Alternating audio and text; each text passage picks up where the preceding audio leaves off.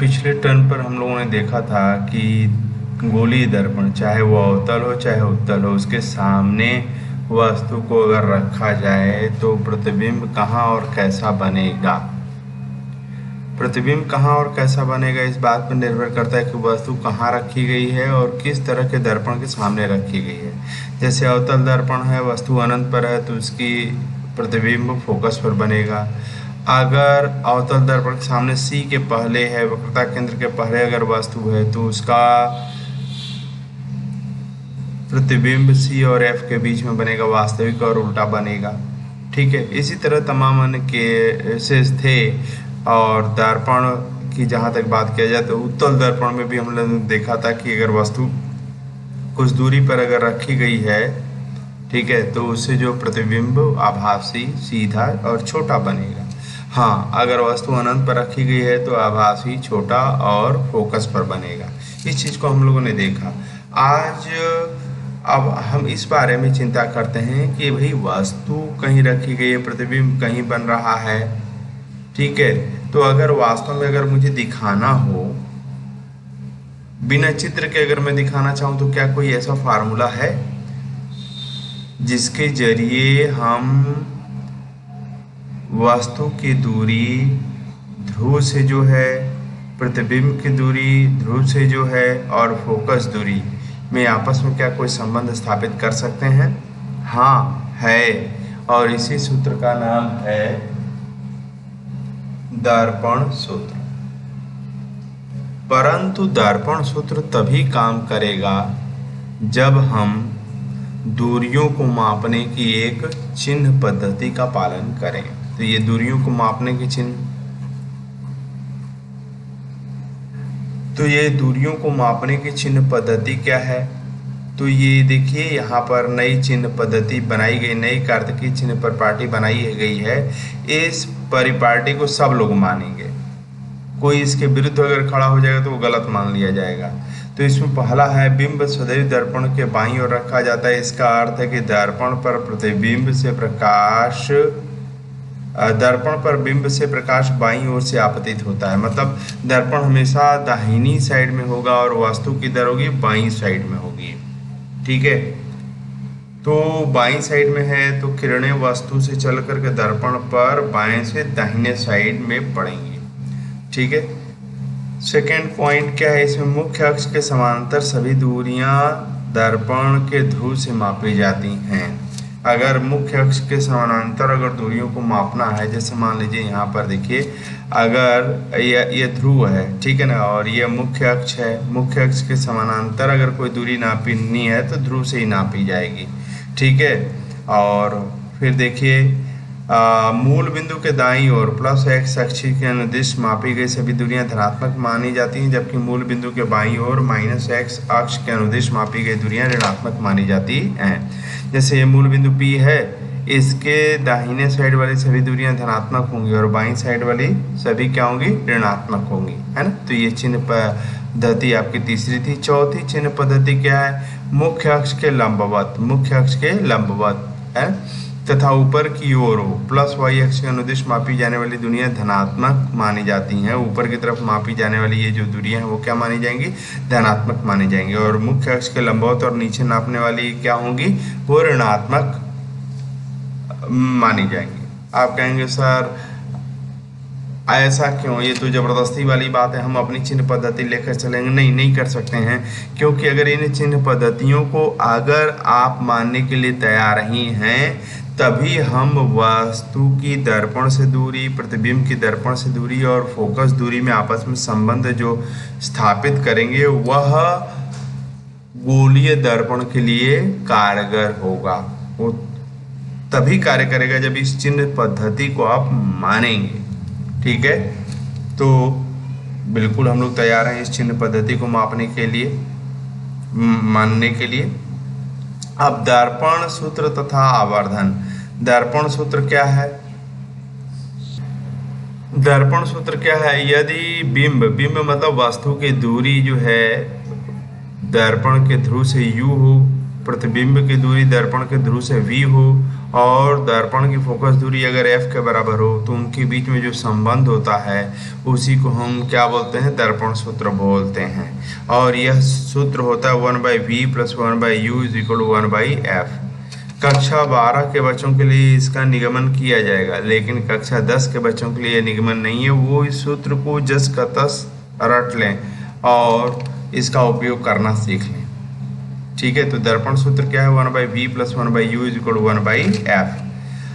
अब आइए आवर्धन। अगर मान लीजिए आपने एक वस्तु जो है छोटी ली है, उसका प्रतिबिंब बड़ा भी बन सकता है, उससे छोटा भी बन सकता है, तो इसको कैसे मापेंगे, इसको हम कैसे मापेंगे?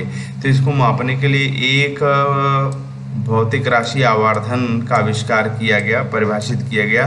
तो प्रतिबिंब का आवर्धन का क्या अर्थ है? प्रतिबिंब की ऊंचाई और बिंब वस्तु की ऊंचाई के अनुपात को हम क्या बोलते हैं, रेखीय आवर्धन बोलते हैं। ठीक है, तो m बराबर height of the image by height of the object. अब इस आवर्धन से बहुत सी चीज़ें पता चलती हैं। अगर इसका मान 1 से कम है, इसका मतलब प्रतिबिंब जो है वह वस्तु से छोटा बना है। अगर इसका मान 1 के बराबर है तो दोनों ही क्या है, बराबर है।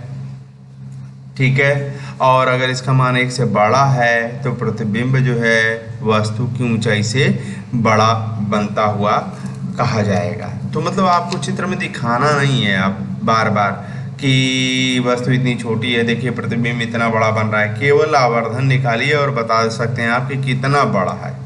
ठीक है, और हम यह प्रूव भी कर सकते हैं कि आवर्धन बराबर h'/h = -v/u। v क्या है? प्रतिबिंब की वस्तु से प्रतिबिंब की ध्रुव से दूरी, और u क्या है? वस्तु की ध्रुव से दूरी, height of the image by height of the object. ठीक है, तो ये फार्मूला बड़े काम का। इस सूत्र पर जो है प्रश्न पूछा जाता है, इसलिए दिमाग में रखिएगा इस चीज को। अब आइए उदाहरण संख्या 10.1 पर। किसी ऑटोमोबाइल में पीछे का दृश्य देखने के लिए उपयोग होने वाले उत्तल दर्पण की वक्रता त्रिज्या 3.00 मीटर है। यदि एक बस इस दर्पण से 5.00 मीटर की दूरी पर स्थित है तो प्रतिबिंब की स्थिति, प्रकृति तथा साइज ज्ञात कीजिए। आप जानते हैं कि किसी भी गाड़ी में पीछे देखने के लिए दर्पण लगा रहता है, वह दर्पण उत्तल दर्पण होता है। ठीक है, उत्तल दर्पण की वक्रता त्रिज्या r बराबर जो है +3 मीटर दी गई है। बिंब यानी वस्तु की दूरी जो है 5 मीटर दी गई है। माइनस क्यों लिया जा रहा है? माइनस इसलिए लिया जा रहा है कि वस्तु जो है बिंब से बाएं साइड है और ध्रुव से बाएं साइड में, और ध्रुव से बाएं साइड जाने पर जो दूरियां हैं वो क्या होती हैं, निगेटिव होती हैं। प्रतिबिंब की दूरी कितनी बनेगी? तो ये v कितना है? प्रतिबिंब की ऊंचाई h' बराबर क्या होगा? अब देखिए, फोकस दूरी और वक्रता त्रिज्या में ये संबंध होता है। वक्रता त्रिज्या का आधा कर देने पर फोकस दूरी मिल जाती है। ठीक है, तो वक्रता त्रिज्या 3 मीटर है तो फोकस दूरी क्या हो जाएगा, 1.5 मीटर हो जाएगा। अब जो है दर्पण सूत्र से, गोलीय दर्पण सूत्र अगर ले लिया जाए तो यहाँ पर देखिए हमें v निकालना है। v मतलब प्रतिबिंब की दूरी ध्रुव से निकालनी है। तो 1/u को इधर लेते गए तो ये 1/v = 1/f - 1/u, और ये 1/f 1.5 हो जाएगा, और u जो है -5.00 है तो ये माइनस इंटू माइनस प्लस हो जाएगा। हल किया गया तो v बराबर +1.15 मीटर आया। अब प्रतिबिंब दर्पण के पीछे 1.15 मीटर की दूरी पर बन रहा है, मतलब वस्तु बाएं साइड में रखा है और प्रतिबिंब दाहिने साइड में बन रहा है। ठीक है, आवर्धन h'/h height of the image by height of the object = -v/u और -1.15 मीटर डिवाइडेड बाई -5.00 मीटर +0.23। तो प्रतिबिंब देखिए प्लस बता रहा है कि आभासी बना है। अगर आवर्धन प्लस आता है तो वो आभासी को दर्शाता है। ठीक है, सीधा को आभासी और सीधा, तथा इसकी वैल्यू 1 से छोटा है। 0.23 जो 1 से छोटा है, यानी प्रतिबिंब की साइज जो है वस्तु के साइज से छोटी है।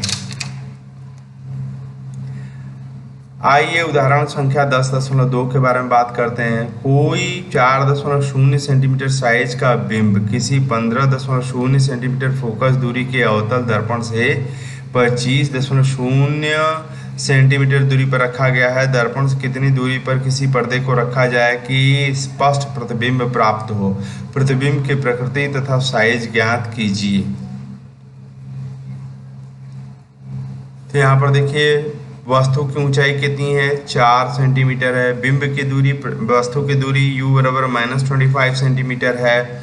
फोकस दूरी अवतल दर्पण के लिए माइनस होता है तो -15.0 सेंटीमीटर हो गया। प्रतिबिंब की दूरी भी क्या होगा, प्रतिबिंब की साइज h डैश क्या होगा? तो अब देखिए दर्पण सूत्र से 1/v + 1/u = 1/f हुआ, तो 1/v = क्या हो जाएगा, 1/f - 1/u हो जाएगा। रख करके हल किया गया तो v बराबर जो आपका आ गया 37.5 सेंटीमीटर माइनस आ रहा है। माइनस मतलब जिधर वस्तु रखी गई उधर ही प्रतिबिंब भी बन रहा है। तो जहाँ प्रतिबिंब बन रहा है वहीं पर आपको पर्दा रखना पड़ेगा, जहाँ पर प्रतिबिंब बनेगा वहीं पर पर्दा रखना पड़ेगा। तो पर्दे को दर्पण के सामने 37.5 सेंटीमीटर की दूरी पर रखना चाहिए। प्रतिबिंब वास्तविक है। अब इसी का आवर्धन अगर निकाले तो m = h dash by h = -v/u हो जाएगा, या h डैश = -v × h/u हो जाएगा। इसको रख करके हल किया गया तो h डैश = -6.0 सेंटीमीटर हो गया। माइनस बता रहा है कि उल्टा है, और 6 सेंटीमीटर जो है 4 सेंटीमीटर की चीज़ बढ़ करके 6 सेंटीमीटर हो गया। तो प्रतिबिंब क्या है, आवर्धित है, मतलब बड़ी हो गई है। ठीक है, इन दोनों प्रश्नों को करके हमें दिखाइएगा। अगले टर्न पर हम लोग प्रकाश का अपवर्तन पढ़ेंगे।